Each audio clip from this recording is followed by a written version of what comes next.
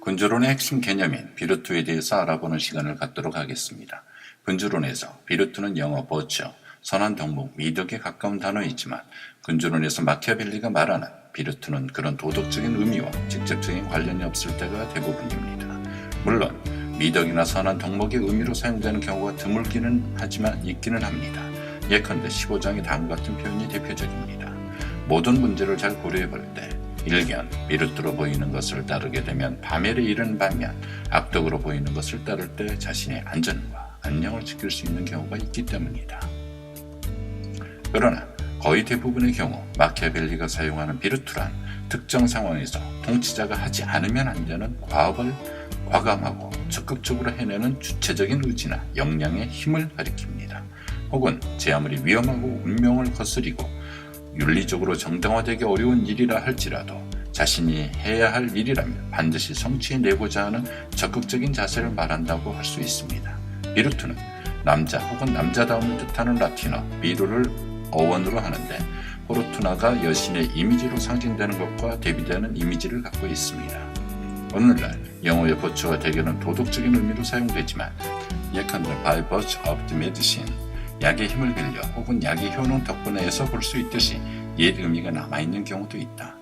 그럼에도 덕이든 힘이든 역량이든 파워든 무엇으로 옮겨도 그 풍부한 의미를 간단히 표현하기 어려워 국내 사례들처럼 비르투라는 이탈리아 발음자로 그대로 사용하는 것이 타당할 것 같다. 군주론에서 비르투가 사용되는 대표적인 사례를 살펴보면 다음과 같습니다. 우선 그 의미가 포르투나와 대비되어 잘 나타나 있는 것부터 살펴보면 나는 운명의 여신을 이러저러한 사나운 강들 가운데 하나에 비유한다. 운명의 힘은 자신에게 대항할 비르투가 조직되어 있지 않은 것을 알아채고는 자신의 물길을 그리로 돌리는 것이다. 당신께서 이탈리아를 돌아보신다면, 다시 말해 격변의 중심지이자 동시에 그런 격변의 원인을 제공하고 있는 이탈리아를 돌아보신다면 이곳이야말로 아무런 제방도 수로도 갖고 있지 못한 형세라는 것을 아시게 될 것입니다. 만일 이탈리아가 독일, 에스파냐 그리고 프랑스처럼 충분한 비르투로서 방비된다면 그런 홍수는 지금까지 만들어낸 그런 큰 격변을 이야기하지 않았을 것입니다. 아니면 아예 그런 홍수가 이곳 이탈리아에서 일어나지도 않았을 것입니다. 25장. 다시 말해 악의적인 운명의 힘에 맞서기 위해서는 비르투를 가진 지도자가 필요하다는 것인데 근본적으로 그것은 두려움 없이 무기를 부여잡는 데 있다. 광포한 침략에 맞서 비르투는 무기를 부여잡을 것이다. 26장.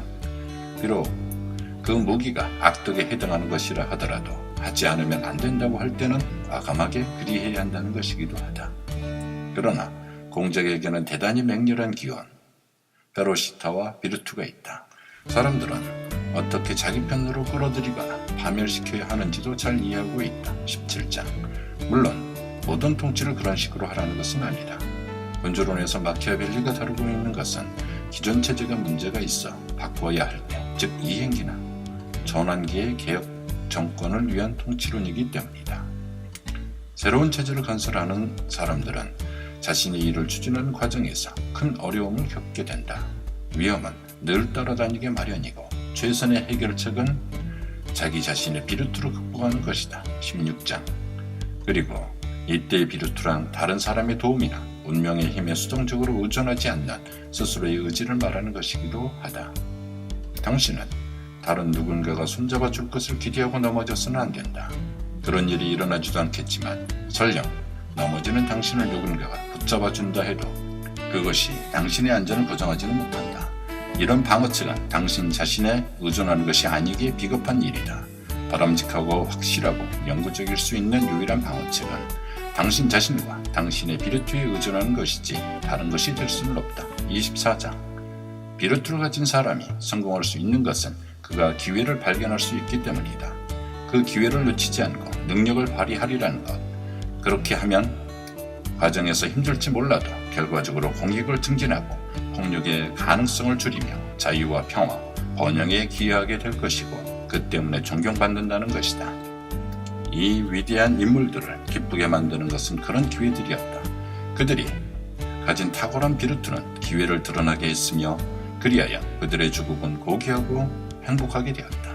이들처럼 자신의 비르투로 군주가 된 인물들은 권력을 얻는 과정에서 시련을 겪지만 일단 군주국을 장악하게 되면 별다른 어려움 없이 유지한다.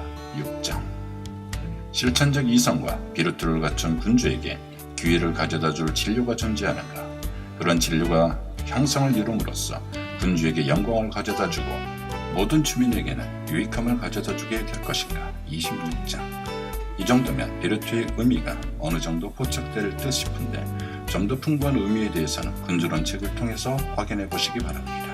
다음에는 군주론의 또 다른 핵심 개념인 레체스타와 프루덴츠에 대해서 알아보도록 하겠습니다. 청취해 주셔서 감사합니다.